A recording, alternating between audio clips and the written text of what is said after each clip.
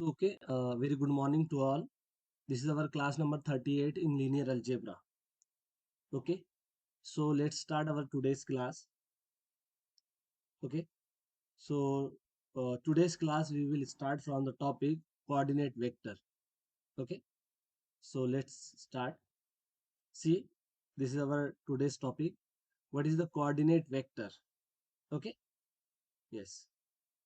Coordinate vector क्या होता है ये अभी हम देखेंगे.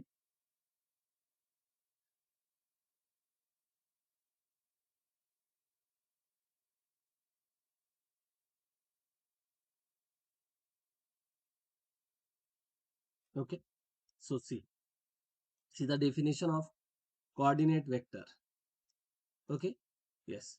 तो देखिए, this is the basis of vector space V over F, and this V is the vector of this vector space. So we know basis is always a generating set, means this V vector can be written as a linear combination of these vectors, means V is equal to A1 V1 plus A2 V2 plus and so on AN Vn for some scalars A1 A2 and AN. Okay, yes. The coefficients a1, a2 and an in the linear combination of V are called coordinates of V related to the basis B. The vector a1, a2 and an is called the coordinate vector of V related to the basis B. देखिए बहुत simple सा concept है. जैसे this is a basis V1, V2 and so on Vn. So this is a basis for what? Basis of vector space V over field F. Okay, yes, this is the basis. Okay, तो ये इस vector space का basis है और V जो है इस vector space का एक वेक्टर है. ठीक है, V जो है इस वेक्टर स्पेस का एक वेक्टर है. तो इस वेक्टर को हम क्या कर सकते हैं, इन वेक्टर्स के कॉम्बिनेशन में लिख सकते हैं because it is a generating set. So this is alpha 1 V1 plus alpha 2 V2 plus and so on alpha n Vn. तो हमने क्या किया, इस V वेक्टर को इन वेक्टर्स के लीनियर कॉम्बिनेशन में लिख लिया है. ओके, तो अभी हमें क्या करना है कि ये जो स्केलर हमने यूज किया है इन स्केलर का यूज करके वेक्टर बनाना है. Alpha 1 alpha 2 and so on alpha n. ठीक है, क्या किया है, स्केलर का यूज करके हमने एक वेक्टर बनाया है. ठीक है, इसी वेक्टर को कहते हैं कोऑर्डिनेट वेक्टर. Coordinate vector. ठीक है, फॉर एग्जांपल देखिए, एक एग्जांपल हम देखते हैं यहाँ पे.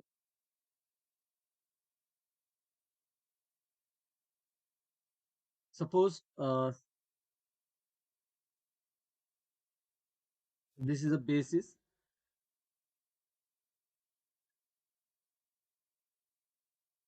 Here we take this vector space R3 over R. Take a basis. Suppose this is a basis 1 0 0. Okay, 0 1 0 and 0 1 1. ये एक हमने बेसिस लिया है. ठीक है, और एक मैं वेक्टर ले रहा हूँ सपोज 1 2 3. ये एक वेक्टर हमने लिया. ठीक है, and I want to find the coordinate vector of this vector. What is the coordinate vector for this vector? तो क्या करेंगे, इस वेक्टर को इन वेक्टर्स के लीनियर कॉम्बिनेशन में लिखेंगे क्योंकि ये बेसिस है तो लिखा जा सकता है. मान लेते हैं ये V1 है, दिस इज V2 और दिस इज V3.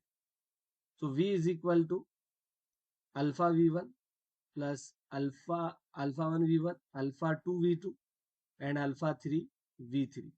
तो ये जो स्केलर आएंगे अल्फा 1 अल्फा 2 अल्फा 3, इनसे हम वेक्टर बनाएंगे और इसी को कहते हैं coordinate vector of V relative to the basis B. ठीक है, इस बेसिस के रिस्पेक्ट में. बेसिस अगर चेंज होगा तो वैसी बात है ये कोऑर्डिनेट वेक्टर भी चेंज होगा. ठीक है, यस. तो अभी हमें क्या करना है, इस वेक्टर को इन वेक्टर्स के लीनियर कॉम्बिनेशन में लिखना है. तो मैंने आपको टेक्निक बताई थी कि जब भी किसी वेक्टर को दूसरे वेक्टर के लीनियर कॉम्बिनेशन में लिखना है तो हम रूल यूज करते हैं LCC, लीनियर कॉम्बिनेशन कॉलम। तो फर्स्ट कॉलम ये हो जाएगा 100, सेकंड कॉलम ये होगा 010 एंड थर्ड कॉलम ये होगा 011। ठीक है, यस। नाउ किस वेक्टर को लिखना है, इसको लिखना है, तो हमने यहाँ लिख दिया। अब हम क्या करते हैं, इस मैट्रिक्स को, इसको हम चेंज करते हैं रो इक्लोन फॉर्म में।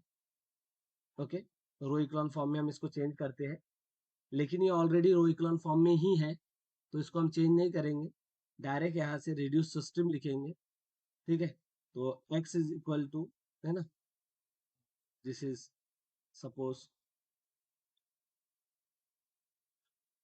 this is x is equal to 1, or you can say alpha 1 is equal to 1। ठीक है, alpha 1 is equal to 1, this is corresponding to alpha 2 and this is corresponding to alpha 3। alpha 2 plus alpha 3 is equal to 2 and alpha 3 is equal to 1। So you can see easily uh,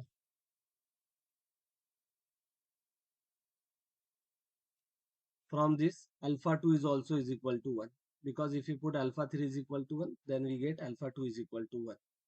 So here alpha 1, alpha 2 and alpha 3 both are equal to, है ना, all are equal to 1।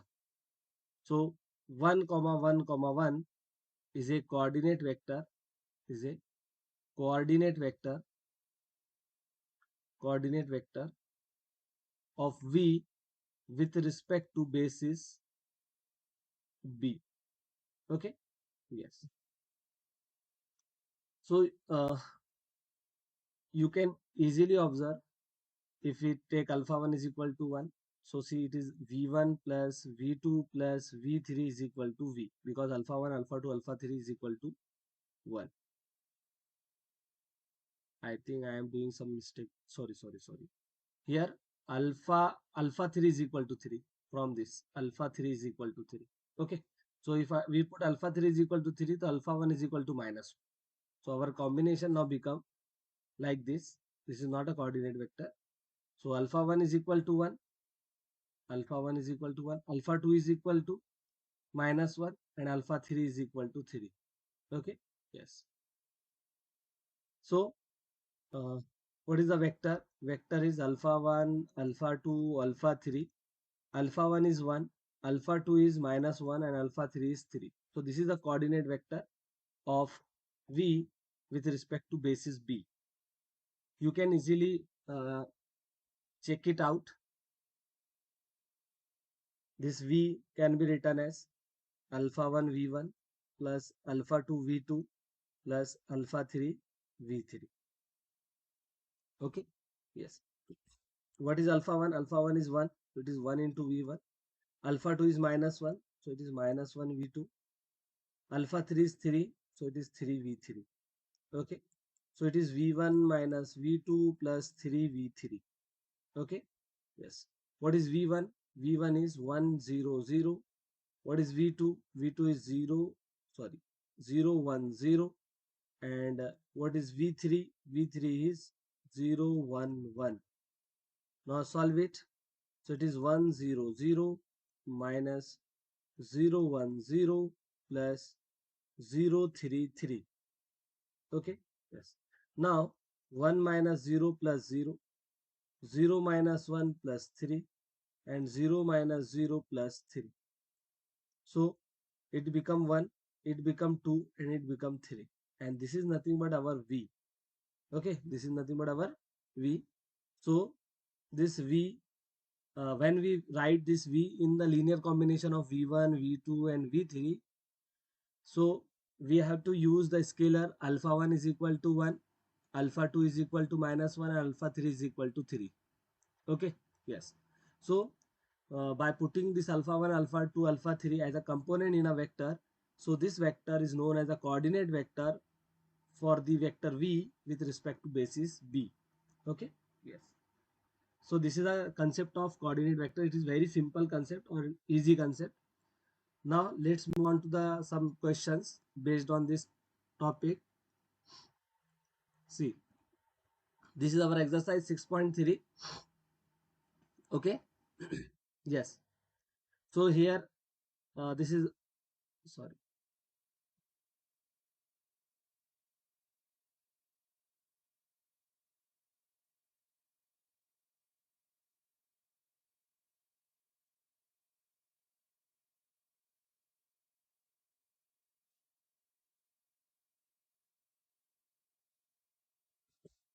So see, this is our vector space. Find the coordinate vector of u with respect to basis u1, u2, u3, where u1 is this, u2 is this, and u3 is this. So basis of R3 is given, which is -1, 1, and 1, comma -1, 1, 0, and 1, comma 0, comma -1. This is the basis of what? Basis of R3. Okay, yes.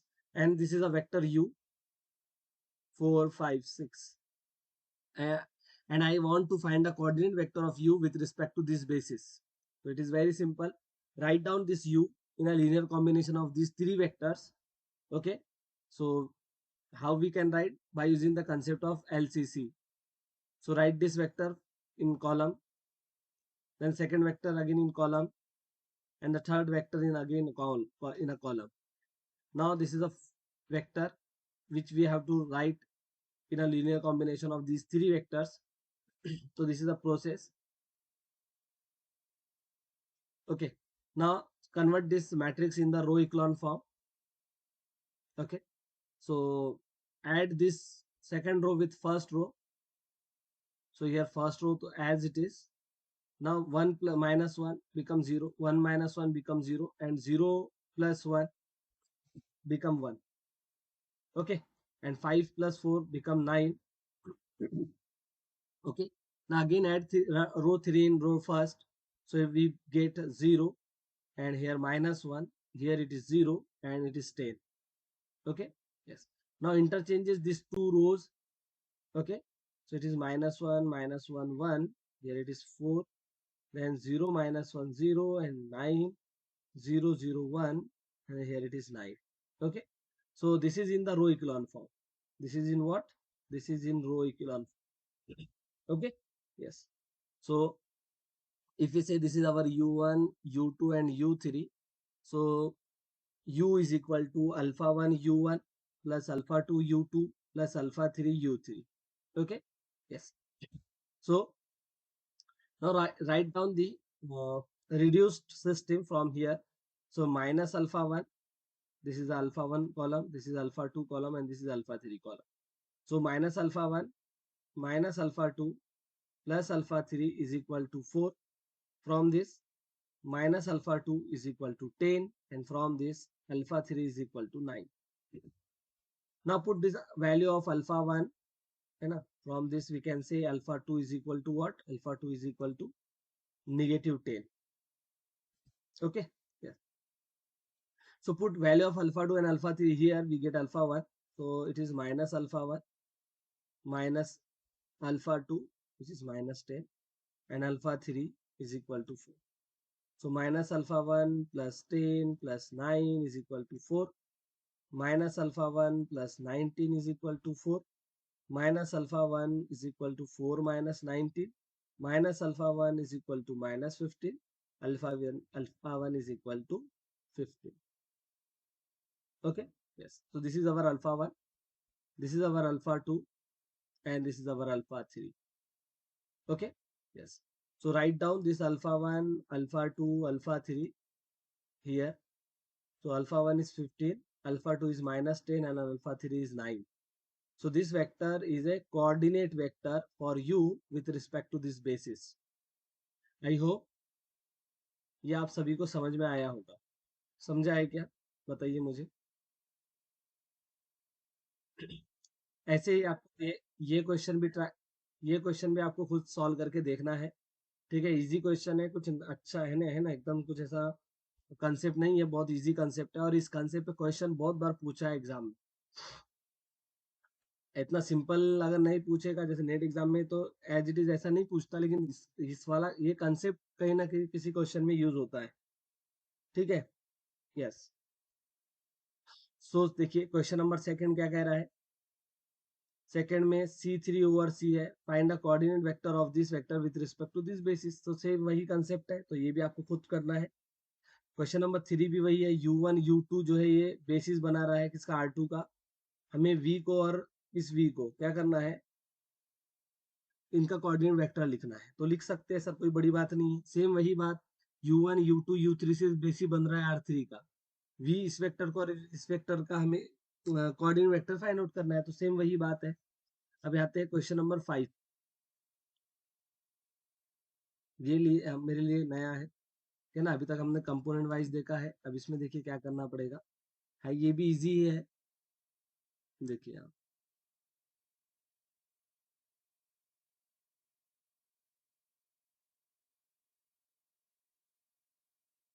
देखिए इसमें क्या कहा है, this is our S set and which is the basis of P3/R, means it is a collection of real polynomial of degree at most 3, and this is a basis of this uh, basis of this vector space, and we want to find the coordinate vector of this vector with respect to this basis. So it is very easy. First of all, write down the coefficient of these vectors in column.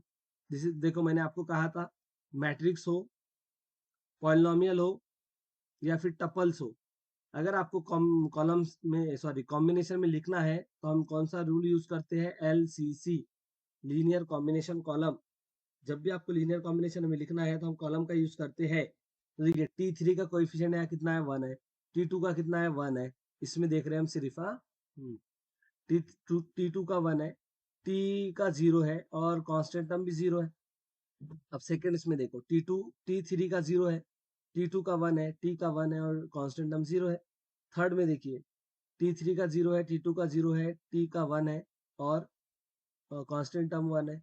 और last में जो 1 दिख रहा है, तो यहाँ तो सभी T3 T2 T सबके कोएफिशिएंट 0 है, सिर्फ 1 कांस्टेंट जो है वो 1 है। किसको लिखना है, इसको लिखना है। तो T क्यूब का कोएफिशिएंट 2 है। तो यहाँ पे कुछ तो भी मिस्टेक होगी शायद, या फिर ऐसे दिया होगा, देखो 2T³ प्लस T³ तो ये 3T³ हो जाएगा, या यहाँ पे T² हो सकता है ना, ऐसा हो सकता है, वो बाय प्रिंट टाइपिंग मिस्टेक होंगी। ठीक है, तो T³ का कोएफिशिएंट 2 है, T² का 1 है और T का -4 है और कांस्टेंट 2 है। हो गया, फिर आप बस इसको क्या करिए, तो इक्वेशन फॉर्म में चेंज कर लीजिए। ठीक है, yes. तो इसमें से इसको सब्ट्रैक्ट करते हैं, देखिए मैट्रिक्स क्या आ जाएगी, 1 0 0 0। सेकेंड रो में से फर्स्ट को सब्ट्रैक्ट करना है, तो 1 - 1 0 आ जाएगा, 1 - 0 1 आएगा, 0 - 0 0 होगा। ठीक है, 0 - 0 ये भी 0 होगा, 1 - 2 माइनस का 1 होगा। ठीक है, फिर 0 1 1 0 -4 थर्ड रो, 0 0 1 1 एंड 2। ठीक है, ये है। ओके, अभी क्या करते हैं, अभी इसको 0 बनाते हैं, तो इसमें से इसको सब्ट्रैक्ट करना होगा। ठीक है, देखिए फिर first row as it is, second row as it is, third में से सेकेंड को सब्ट्रैक्ट करेंगे, 1 - 1 0 आ जाएगा, 1 - 0 1 आएगा, 0 - 0 0 आएगा, -4 + 1 माइनस का 3 आएगा। ठीक है, यस। फिर last row as it is. Okay, फिर क्या करते हैं, इसको 0 बनाएंगे थर्ड रो की हेल्प से, तो फोर्थ रो को थर्ड रो में से सब्ट्रैक्ट करना पड़ेगा, 1 0 0 0। ओके, फिर 0 1 0 0 0 0 1 0 0 -0 0 -0 1 -1 1 -0 2 -3, तो ये 5 आ जाएगा ऐसे। ठीक है, तो ये आ गया है, क्या आ गया है, रो इक्लॉन फॉर्म आ गया है। अब यहाँ से रिड्यूस सिस्टम, देखिए एक्चुअल में क्या होता है, ये जो है ये अपना वेक्टर V1 है सपोज, है ना। एक मिनट,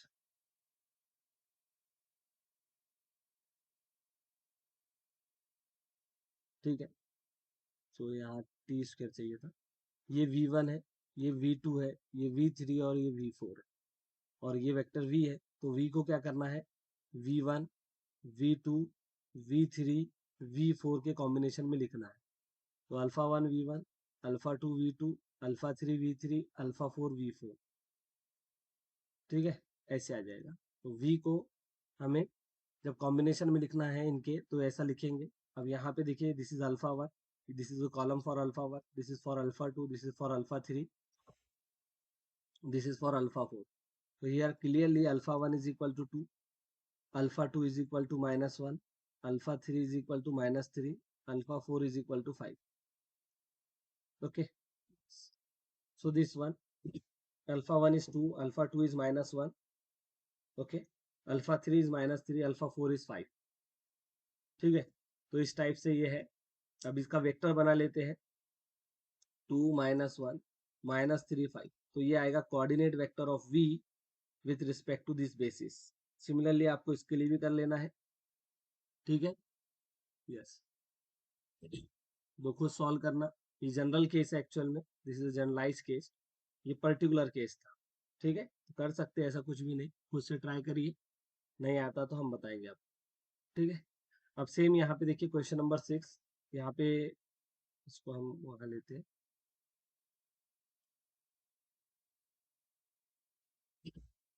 देखिए इस क्वेश्चन में क्या कहा है, V be the vector space of 2 by 2 matrices, 2 order की मैट्रिक्स का एक कलेक्शन है। Find the coordinates vector of A relative to S where this is our basis for this vector space, and we have to find the coordinate vector of A with respect to this basis। तो हमें क्या करना है, इस matrix को इन matrix के combination में लिखना है, और कॉम्बिनेशन के लिए जो स्केलर यूज होंगे उन स्केलर से वेक्टर बनाना है, उसी को कोऑर्डिनेट वेक्टर कहते हैं, ठीक है।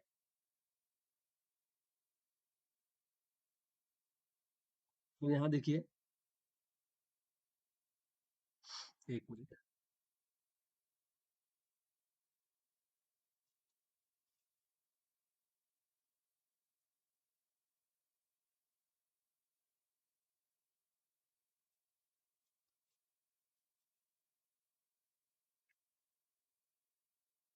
ठीक। तो देखिए, जैसे हमने कहा था आपको, पीएमटी है ना, पॉलिनोमियल हो, मैट्रिक्स हो या टपल हो, हमें अगर कॉम्बिनेशन में लिखना है तो हम लीनियर कॉम्बिनेशन कॉलम ये वाला कंसेप्ट का यूज करते हैं, ठीक है। यस, सो देखिए अब यहाँ पे जैसे हमें एज को लिखना है इनके कॉम्बिनेशन में। पहले देखिए, ये जो फर्स्ट मैट्रिक्स आपको दिख रही है इसको लिख लीजिए कॉलम में, लिख लिया। फिर सेकेंड मैट्रिक्स को लिखिए कॉलम में,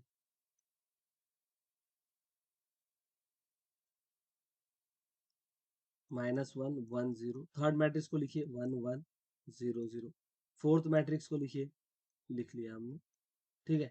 अब जिस मैट्रिक्स को लिखना है, जैसे इस मैट्रिक्स को हमें लिखना है इनके कॉम्बिनेशन में, तो अब इसको लिखिए कॉलम में, 3 - 5 6 7 ऐसे, ठीक है। अब इसको चेंज करिए किसमें, रो इक्लॉन फॉर्म में। तो क्या करना होगा, इसमें से इसको सब्ट्रैक्ट करना होगा, इसमें से इसको सब्ट्रैक्ट करना होगा, और इसमें से इसको सब्ट्रैक्ट करना होगा। तो मैं ऑपरेशन नहीं लिखता हूँ, डायरेक्ट सॉल्व करके बताता हूँ। देखिए फर्स्ट रो तो एज इट इज रहेंगी, सेकंड में से फर्स्ट को सब्ट्रैक्ट कर रहे हैं, तो 1 -1 0 आ जाएगा, -1 -1 माइनस का 2 आएगा, 1 -1 0 आएगा, 0 -1 माइनस का 1 आएगा, है ना। -5 -3 तो ये माइनस का 8 आएगा। फिर ऐसे ही 1 -1 करेंगे तो 0 आएगा, 1 -1 करोगे तो 0 आएगा, 0 -1 करोगे तो माइनस का 1 आएगा, 0 -1 माइनस का 1 आएगा, 6 -3 करोगे तो 3 आ जाएगा। ऐसे ही फोर्थ में से फर्स्ट को सब्ट्रैक्ट करोगे तो पहला तो 0 आ गया, दूसरा माइनस का 1 आ गया, तीसरा भी माइनस का 1 आया, चौथा भी माइनस का 1 आया, 7 -3 करोगे तो इधर 4 आएगा। तो ये ठीक है। अभी हम क्या करते हैं, जैसे सिंपलिसिटी के लिए सेकेंड और फोर्थ रो को इंटरचेंज कर लेते हैं, ठीक है, ताकि अपनी मुश्किलें जो है वो आसान हो जाए, बराबर। यस, तो हमने क्या किया, जैसे फोर्थ रो थी उसको सेकंड रो बना दिया, और जो सेकंड रो है उसको हम फोर्थ रो लिख देंगे, बराबर। Yes sir. और थर्ड रो अपनी जगह एज इट इज है, ठीक है जी। अभी देखिए हम क्या करते हैं कि इसको अगर हम जीरो बना दे या फिर आप सेकंड रो को पहले माइनस साइन से मल्टीप्लाई कर दो तो ये वन बन जाएगा, इजी हो जाएगा और भी। तो देखो ये प्लस वन, ये प्लस वन, ये प्लस वन और ये माइनस का फोर आ जाएगा। ठीक है, यस। ठीक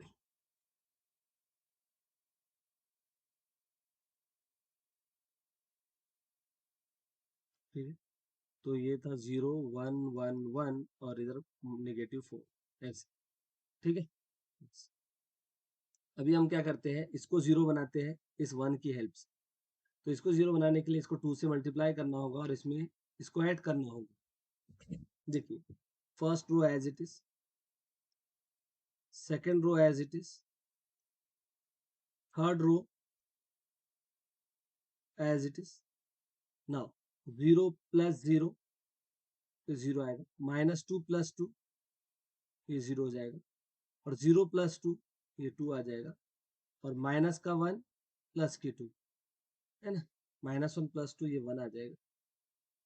और इधर देखिए three minus four three, minus eight, देखो ये माइनस एट और ये माइनस का एट, ऐसा हो जाएगा क्योंकि टू से हम मल्टीप्लाई कर रहे हैं और ऐड कर रहे हैं, तो ये माइनस का 16 बन जाएगा। ठीक है, ऐसे।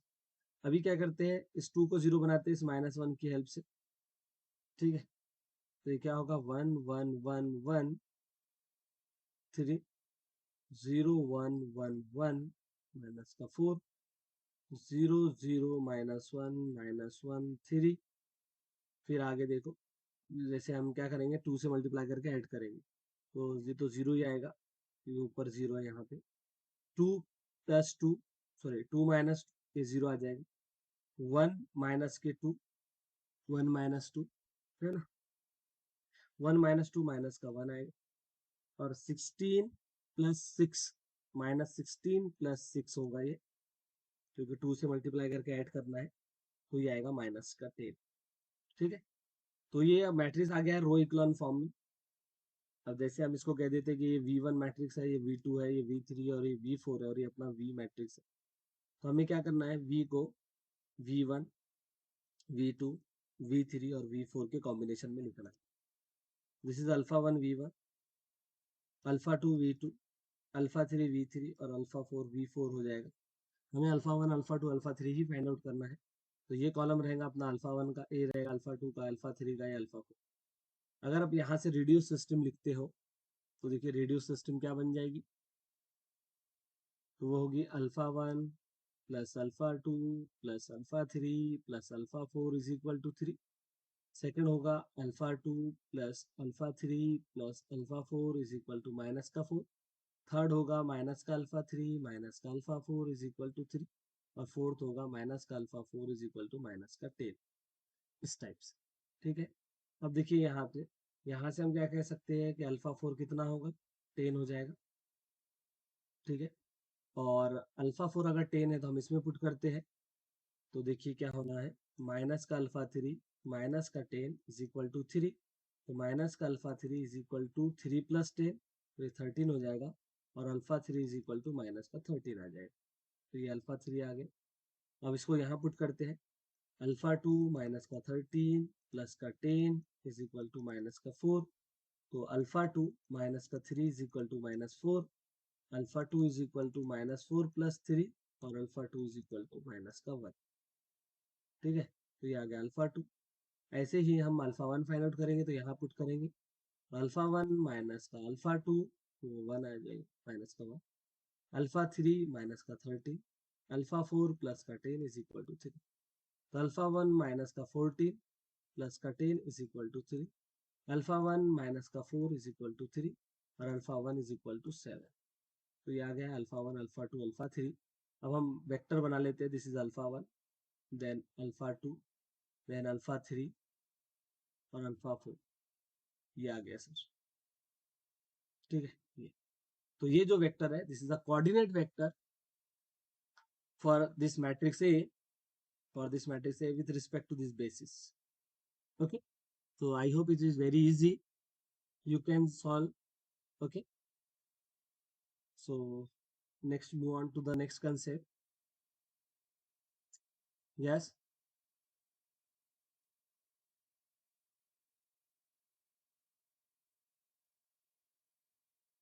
इसको रिड्यूस करके क्या? अच्छा, इसको डायरेक्ट पहले ही रिड्यूस कर लिया, ऐसा बोल रहे क्या आप इसको? अच्छा, ऐसा तो मैंने सोचा ही नहीं था। हाँ, ऐसा भी कर सकते। देखो ये तो पहले से है, बराबर, ये भी रो इक्लॉन फॉर्म में है, सिर्फ इसको करना पड़ेगा, है ना? जैसे इसको किया तो ये क्या आएगा, 1 - 1, देख ये आ जाएगा। फर्स्ट रो तो एज इट इज रहेंगी, 1 - 1 0 आएगा, और ये 1 आ जाएगा यहाँ पे, तो ये मैट्रिक्स इसमें चेंज हो जाएगी, बराबर। और इसको किया तो ये मैट्रिक्स रहेंगी 1 1 0 0 ऐसे। तो फिर आप कह रहे हो कि ये जब, फिर इसको कॉलम में लिखना ही पड़ेगा, 1 1 0 0, जैसे ये फर्स्ट मैट्रिक्स। सेकंड तो ये है अपनी 1 - 1 0 1, और थर्ड मैट्रिक्स है 1 1 0 0, फोर्थ है 1 0 0 0, ऐसे। और जिसको लिखना है वो इधर है 3 - 5 6 7, ऐसे किया क्या आपने?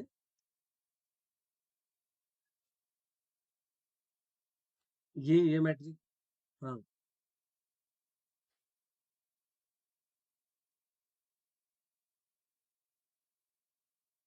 हम्म, कैसे किया मुझे नहीं समझा।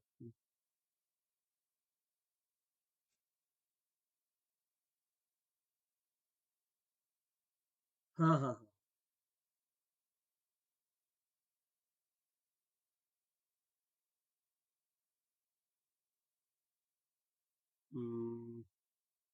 रेडियो सिस्टम कैसे बनाई आपने ऐसा? इसको कॉलम में नहीं लिखा क्या?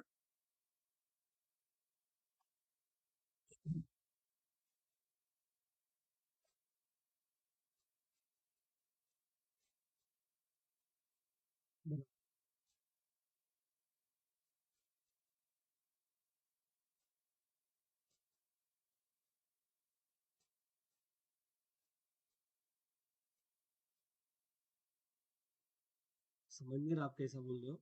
ठीक है, मुझे सेंड करना है ना? मुझे सेंड। ठीक। देखिए इसमें एक्सटेंशन टू द बेसिस, ठीक है। एक्चुअल में क्या है, देखिए एक्सटेंशन थ्योरम क्या है देख लीजिए पहले। एक्सटेंशन थ्योरम कहता है,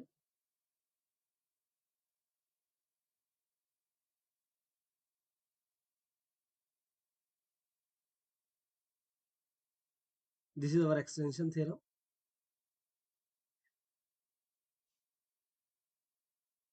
okay, what extension theorem says, if V is finitely generated vector space, V कैसा है, फाइनाइटली जनरेटेड वेक्टर स्पेस है, then any set of linearly independent vectors can be extended to a basis of V, ठीक है।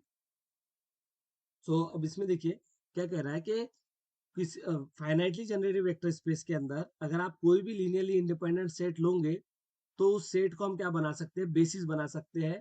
कैसे? उसमें कुछ vectors को add करके, जैसे मान लो this is a vector space, okay, और S is a subset of this vector space, और this is a linearly independent set. ये क्या है, लीनियरली इंडिपेंडेंट सेट है, ओके, यस। सो इसको हम क्या बना सकते हैं, बेसिस बना सकते हैं। कैसे? इसमें हम वेक्टर्स ऐड करेंगे, है ना, वेक्टर को एक्सटेंड करेंगे, मीन्स वेक्टर ऐड करेंगे, तो ये बेसिस बन जाता है, यही एक्सटेंशन थ्योरम, ठीक है। अब इसमें जैसे कुछ एग्जांपल्स, जैसे देखिए यहाँ पे, extend the set, this set 1 2 3, 2 2 3, to forms, to form a basis of R3। हमें क्या करना है, इस सेट को एक्सटेंड करना है, extend a set to form से बेसिस ऑफ R3। हमें पता है R3 की बेसिस में 3 वेक्टर्स होते हैं, ठीक है।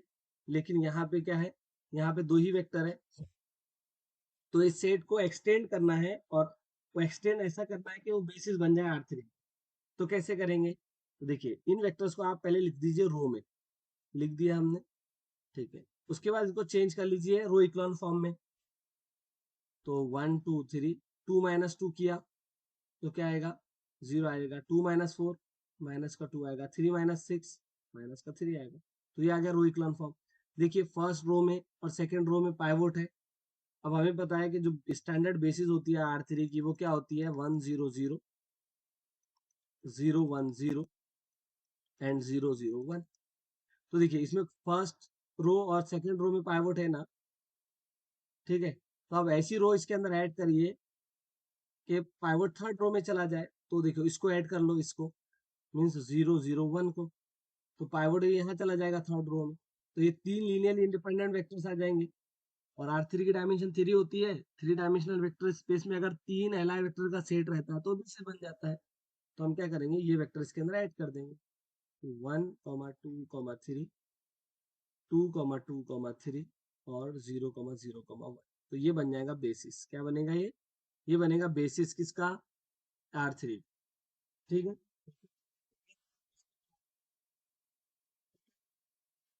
इससे मेरे एग्जाम्पल देखते हैं हम। देखिए यहाँ पे जैसे हमें ये सेट गिवन है 0 1 2 और क्या 2 माइनस 1 और 4। हमें क्या करना है, इस सेट को एक्सटेंड करना है और R3 की बेसिस बनाना है। R3 की बेसिस तो क्या करिए, इसको रो में लिख लीजिए पहले, 0 1 2 2 माइनस 1 4 और इसको चेंज करिए रो इक्लॉन फॉर्म में। तो उसके लिए मैंने क्या किया, इंटरचेंज कर दिया। सेकेंड रो को फर्स्ट रो लिख दिया और जो है फर्स्ट को सेकेंड लिख दिया। अब देखिए ये रो इक्लॉन फॉर्म में आ गया। यस, देखो फर्स्ट रो में पाइवोट है और सेकेंड रो में पाइवोट है ना। अब आपको क्या करना होगा, इसमें से ऐसा रो ऐड करना होगा जिसके थर्ड रो में पाइवोट होना चाहिए। तो देखो है ना, तो हमने थर्ड रो इसमें ऐड करना है। आप सर फर्स्ट रो क्यों नहीं ऐड कर सकते, देखो ना फर्स्ट रो ऐड करोगे तो इसको फर्स्ट में पाइवोट आ जाएगा ना, इसलिए तो थर्ड रो ऐड करेंगे इसी में। तो वो बेसिस बन जाएगा किसका, R3 का। तो इसमें 0 0 1 ऐड कर देंगे तो ये बेसिस बन गया है R3। ठीक है। यस। अच्छा इस केस में जो है ना वो आंसर यूनिक है, जरूरी नहीं है। आप जैसे इसमें यहाँ पे 2 भी लिख सकते हो, जैसे यहाँ 2 लिख दिया तब भी ये बेसिस रहेगा, नो डाउट। तो आंसर का यूनिक होना जरूरी नहीं है इसके अंदर, एक से ज्यादा आंसर हो सकते हैं। ठीक है। यस। ऐसे ही देखिए इसमें एग्जांपल, जैसे कि हमें क्या करना है, इस सेट को एक्सटेंड करना है 1 2 3 4 5 2 3 6 1 2 ऐसे। और मुझे एक्सटेंड करके R5 की बेसिस बनाना है, क्योंकि ये जो वेक्टर्स है ये R5 के हैं। ठीक है।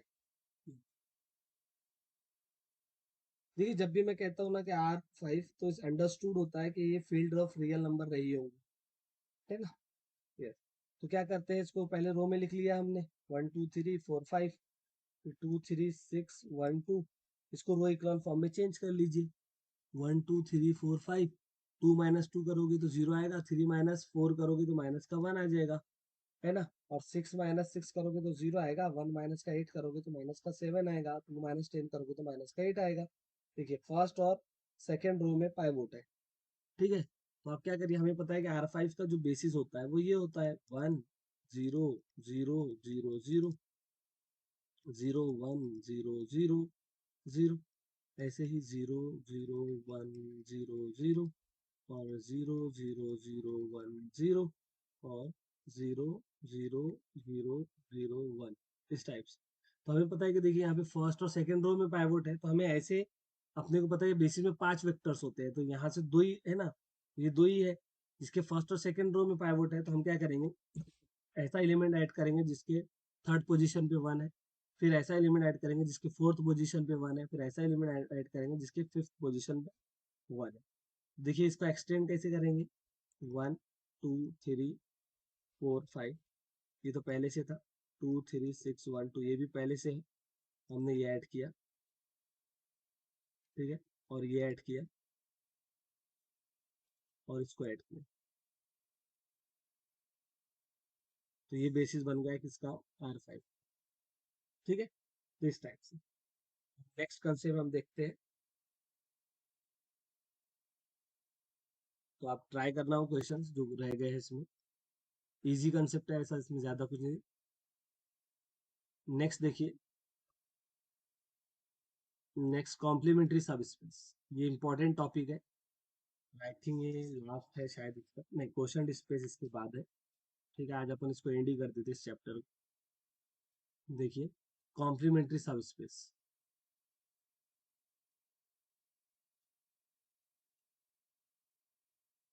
कॉम्प्लीमेंट्री सब स्पेस क्या होता है?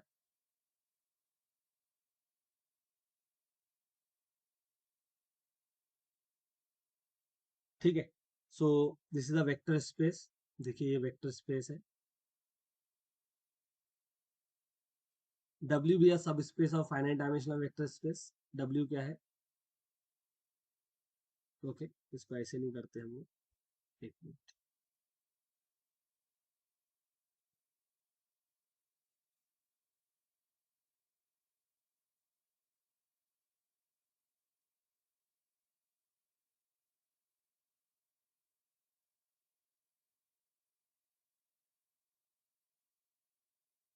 ठीक है, so this is our vector space and W be the subspace of this vector space.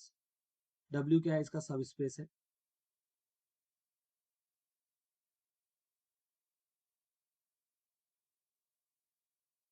Suppose this is W। ठीक है, W be the subspace if there exists subspace W dash। ठीक है, अगर एक और सबस्पेस एग्जिस्ट करता है से W dash such that V is a direct sum of W and W dash। एक और सबस्पेस एग्जिस्ट करे, ठीक है,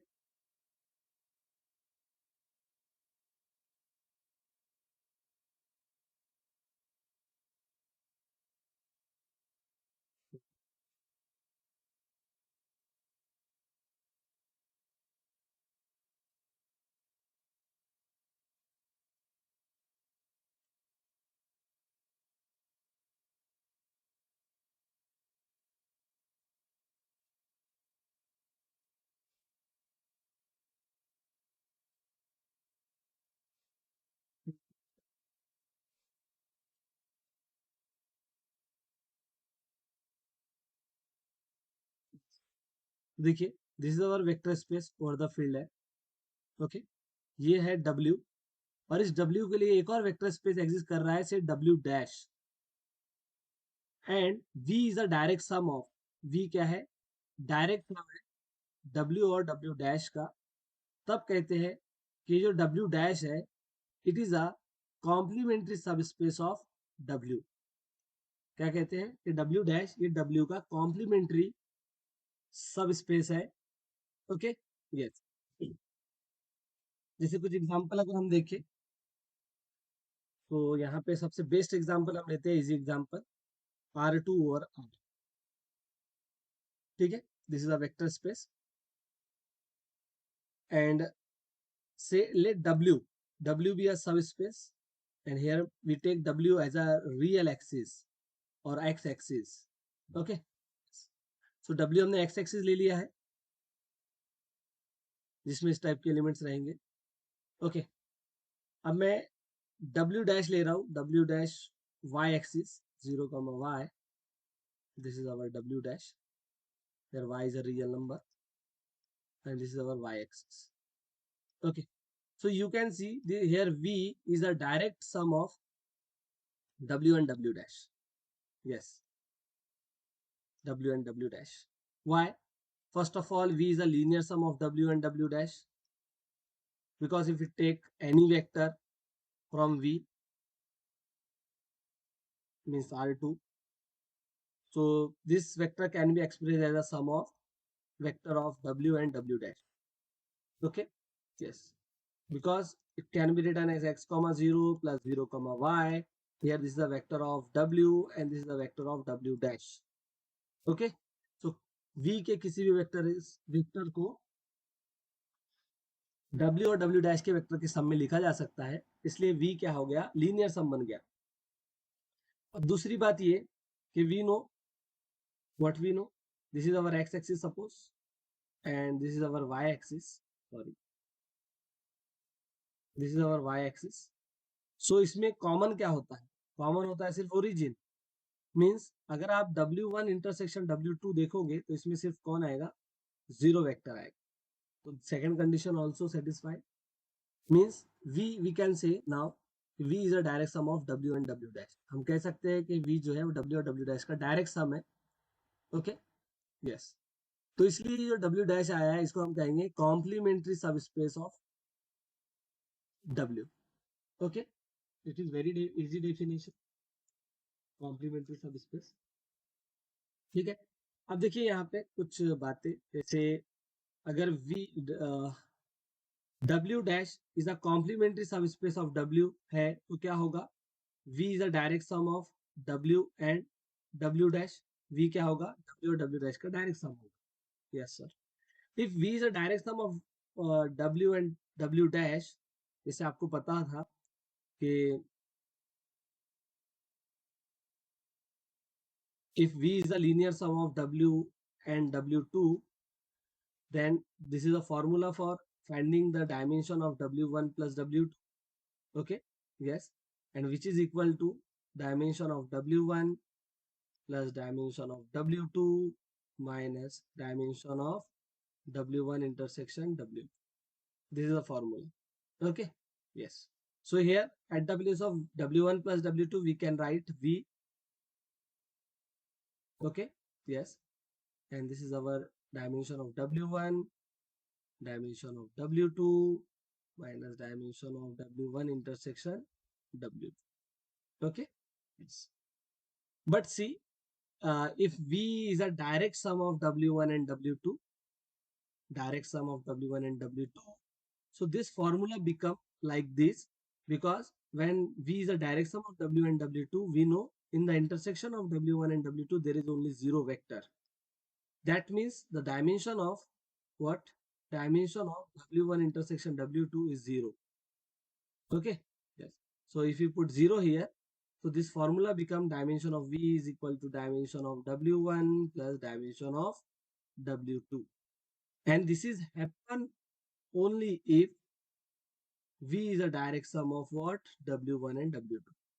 Okay, this is, if this happen, then this is a formula for finding the dimension of the v. Okay, yes. So same thing happen here, because v is a direct sum of w and w dash. So the formula for dimension of v is dimension of w plus dimension of w dash. And from this, if you want to find the formula for dimension of complementary subspace, it is very easy. Dimension of w minus dimension of v. This is our formula.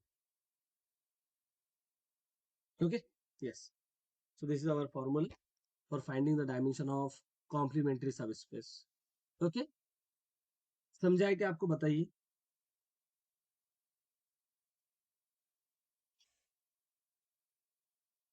Hello, hello. ठीक. Next is, the next result is, सो गए क्या, बाकी लोगों का आवाज नहीं आ रहा. साक्षी, पूजा, दीक्षा. ठीक, चलो. देखिए नेक्स्ट हमको देखना है, नेक्स्ट रिजल्ट, कि complement of a sub space need not be unique. Complement या complementary sub space of a, complementary sub space या complement of a vector space. देखिए डब्ल्यू डैश को क्या कहते हैं, वी डब्ल्यू का कॉम्प्लीमेंट भी कहते हैं, कॉम्प्लीमेंट ऑफ डब्ल्यू से डब्ल्यू डैश. ओके, या कॉम्प्लीमेंट्री सब स्पेस ऑफ डब्ल्यू. Okay, so complement of sub space need not be unique, need not be unique. Complement का यूनिक होना कोई जरूरी नहीं है, एक से ज्यादा कॉम्प्लीमेंट हो सकते हैं. जैसे यहीं देखिए आप, अगर हम वेक्टर स्पेस लेते हैं R2 और R, अभी हमने देखा जैसे W1 लिया हमने एक्स एक्सिस, ठीक है. W2 हमने लिया था Y axis, 0, y, such that y is a real number. और W3 हम लेते हैं z, z, such that z is a real number. Okay, means ये एक्चुअल में देखिए W1 है हमारा कुछ ऐसे, बताता हूँ मैं अभी आपको, देखिए यहाँ पे अच्छे से बताता हूँ. ये हमारी y एक्सिस है, ठीक है. दिस इज एक्स एक्सिस, और एक दूसरा कलर लेते हैं, ऐसी लाइन जो ओरिजिन से पास होगी यहाँ से, ठीक है। तो ये देखिए दिस इज अवर W3, यह W3 जहाँ पे कंपोनेंट कैसे सेम रहेंगे इस लाइन, ये एंगल और ये एंगल सेम रहेगा, एग्जैक्टली बीच में से पास होता है, ठीक है। उसके बाद ये जो है ये है W2, ओके, और ये है W1। तो इस टाइप से सब स्पेसेस है, ठीक है। हमने अभी अभी देखा था कि जो है वो W1 का कॉम्प्लीमेंट है। अब हम ये भी देखेंगे कि W3 भी जो है वो W1 का कॉम्प्लीमेंट है। तो यहाँ से ये पता चल जाएगा कि कॉम्प्लीमेंट का यूनिक होना जरूरी नहीं है। तो देखिए W1 और W3 को अगर W1 का कॉम्प्लीमेंट होना है तो क्या कंडीशन है, कंडीशन ये है कि V क्या होना चाहिए, W1 और W3 का डायरेक्ट सम होना चाहिए। अगर V W1 और W3 का डायरेक्ट सम है तो हम कहेंगे कि W3 is a complement of W1, okay, yes. So अब डायरेक्ट सम के लिए क्या होता है कि डायरेक्ट सम के लिए सबसे पहले तो लीनियर सम होना चाहिए, ठीक है। क्या होना चाहिए, लीनियर सम होना चाहिए, और इंटरसेक्शन में सिर्फ जीरो वेक्टर होना चाहिए, ठीक है। तो हमने कंसिडर किया late a comma b belongs to intersection of W1 and W3. So from this we can say a comma b belongs to W1 as well as this point belongs to W3, okay. अब देखिए अगर a comma B W1 में belong कर रहा है तो जो second component होगा वो जीरो हो जाएगा, तो यहाँ से हमें पता चला कि b जीरो होने वाला है। और W3 में अगर बिलोंग कर रहा है तो हमें यहाँ से पता चलता है कि दोनों कंपोनेंट कैसे रहते हैं, सेम रहते हैं। तो यहाँ से हम कह सकते हैं कि a is equal to b. लेकिन अपना b क्या है, b जीरो है, तो जीरो यहाँ पुट किया तो a भी क्या आ गया है, जीरो आ गया है। तो अब हमें पता चला कि a और b को क्या होना पड़ेगा, जीरो होना पड़ेगा। तो इससे पता चला कि 0,0 is the only vector which belongings to intersection of W1 and W3, ठीक है। W1 और W3 के इंटरसेक्शन में सिर्फ जीरो वेक्टर बिलोंग कर रहा है। वैसे भी आप यहाँ से इजीली ग्राफ से भी देख सकते थे कि देखिए W1 और W3 का सिर्फ इंटरसेक्शन कहाँ पे हो रहा है, ओरिजिन पे हो रहा है, ये यहाँ, ठीक है, यहाँ हो रहा है। तो सिर्फ जीरो वेक्टर आएगा इंटरसेक्शन के अंदर, ठीक है, यस। अच्छा, सिर्फ जीरो वेक्टर आने से होता है क्या, नहीं होता, इससे तो, है ना। अब लीनियर सम भी तो शो करना पड़ेगा कि जो V ये है ना, क्या है, W1 प्लस W3 ये V के इक्वल R2 के इक्वल आता है, ये हमें शो करना होगा, ठीक है।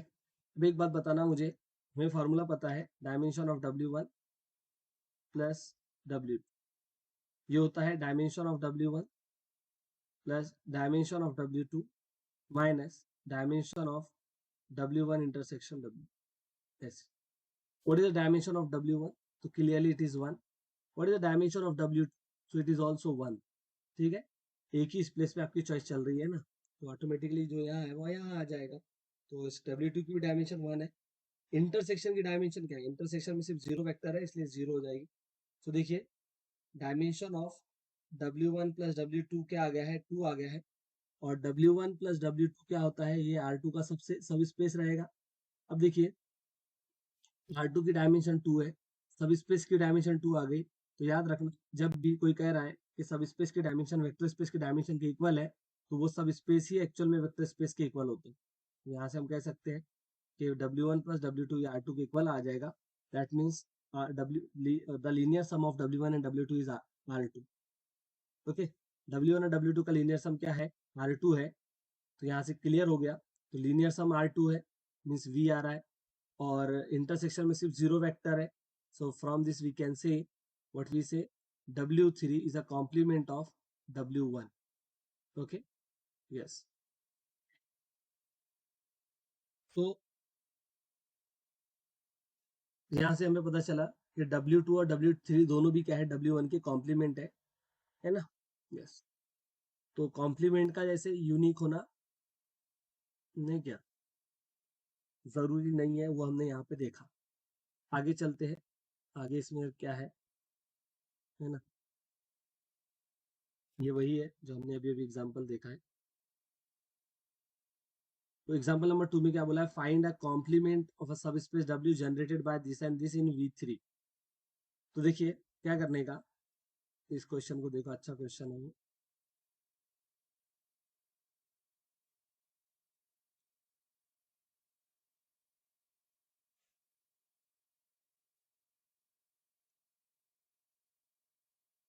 इस क्वेश्चन में क्या बोला है, find the complement of W.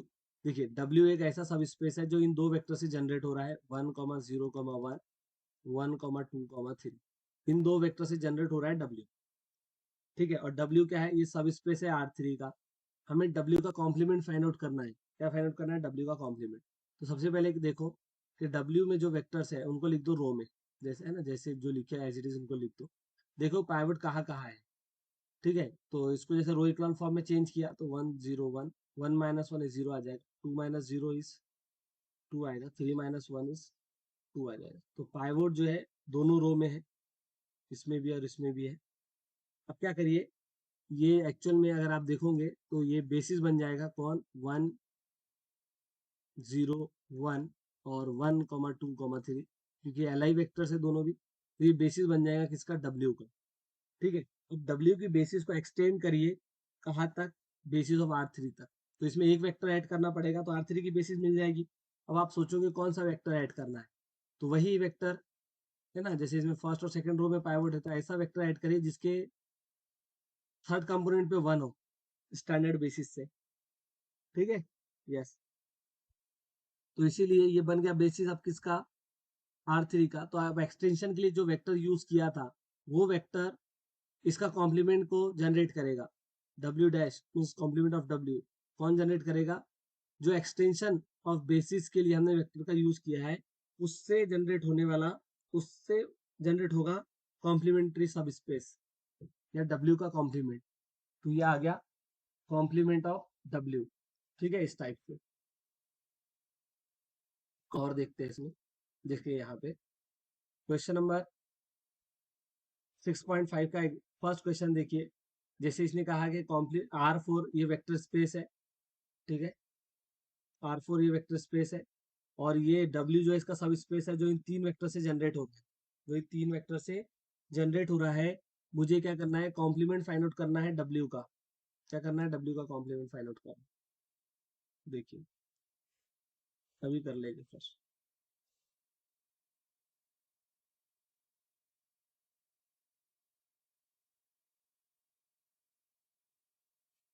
ठीक है, देखिए सबसे पहले हम क्या करेंगे, इन वेक्टर को रो में लिख लेते हैं। 1 - 2, 5 - 3, 2, 3, 1 - 4 और 3, 8 -3 -5, और इसको चेंज करते हैं रो इक्लान फॉर्म में। देखो इसको जीरो बनाएंगे और इसको जीरो बनाएंगे। ठीक है, यस। 1 - 2, 5 - 3, 2 - 2 किया तो जीरो आ गया, 3 + 4 किया तो 7 आ गया, 1 - 10 किया तो -9 आया, -4 + 6 किया तो 2 आ गया, -4 + 6। ऐसे 3 - 3 किया तो जीरो आ गया, 8 + 6 किया 14 आ गया। ओके, -3 और +15 किया, नहीं क्या, 2 मिनट, -3 तो ये -18 आ जाएगा, और -5 +9 तो ये 4 आ जाएगा। ठीक है, अब देखो इसको अगर जीरो बनाना है इसके हेल्प से, तो देखो 7 का डबल 14 होता है, -9 का डबल -18 होता है, 2 का डबल 4 होता है। तो बोले तो ये जब इसको जीरो बनाने जाएंगे तो कंप्लीट एलिमेंट क्या बन जाएंगे, जीरो बन जाएंगे। 1 - 2, 5 - 3, 0 7 -9 2, फिर 0 0 0 0, ऐसे आ जाएगा। तो पाइवोट देखिए, पाइवोट फर्स्ट और सेकंड पे ही है। अब क्या करिए, इसका आप बेसिस को, है ना, इसका बेसिस क्या है, ऐसे रो आएंगे जिसमें पाइवोट है, बोले तो ये और ये आ जाएगा सिर्फ, क्योंकि थर्ड तो नकली रो है ना, ये इन दोनों के कॉम्बिनेशन से बनी है। Okay, yes. तो सिर्फ ये दो वेक्टर आएंगे, 1 - 2, 5 - 3 और 2 1 -4। इसके बेसिस को एक्सटेंड करिए, और एक्सटेंशन के लिए जो वेक्टर्स यूज करेंगे उससे हम कॉम्प्लीमेंट्री सब स्पेस बना लेंगे। ठीक है, अब देखिए फर्स्ट और सेकंड रो में पाइवोट है, तो हम थर्ड ऐसा एलिमेंट लेके आते हैं जिसके थर्ड प्लेस पे 1 हो, स्टैंडर्ड बेसिस से। ऐसे ही फोर्थ प्लेस पे 1 होने वाला लेके आएंगे, और 5 प्लेस पे 1 होने वाला हम लेके आएंगे। ठीक है, तो ये तीन वेक्टर हमने ऐड किए जिससे कि बेसिस बन गया किसका, R4 का। अच्छा 4 ही चाहिए था, मैंने 5 कहाँ से लिख दिया, 4 ही चाहिए, यहाँ पे मिस्टेक हुई थोड़ी, R4 में कवर कर रहे हैं ना हम लोग, तो 4 ही कंपोनेंट चाहिए, मैंने 5 लिखा। तो 0 0 1 0, और ऐसे ही 0 0 0 1 इस टाइप से। तो ये दो वेक्टर यूज किए हमने एक्सटेंशन के लिए। तो जो कॉम्प्लीमेंट्री सब स्पेस होगा वो इन दो वेक्टर से जनरेट होगा, 0 0 1 0, ऐसे ही 0 0 0 1 ऐसे। ठीक है, यस, ठीक है। अब इसके बाद आता है नेक्स्ट कंसेप्ट क्वोशंट स्पेस का। कौन सा कंसेप्ट आता है? Quotient space. और ये लास्ट है आपके इस यूनिट। तो ठीक है, इसको ऐसे रहने देते हैं, अपन नेक्स्ट क्लास में देखेंगे। आज के लिए जैसे इतना ही। ठीक है, यस।